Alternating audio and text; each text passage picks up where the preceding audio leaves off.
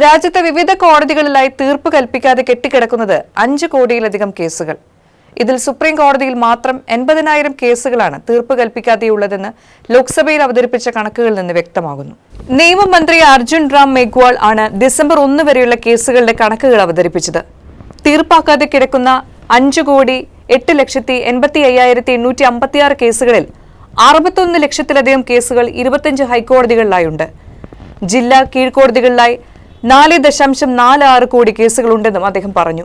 Indian ജുഡീഷ്യറിയുടെ ആകെ അംഗീകൃത അംഗബലം 26,568 ജഡ്ജിമാരാണെന്ന് മന്ത്രി ചൂണ്ടിക്കാട്ടി.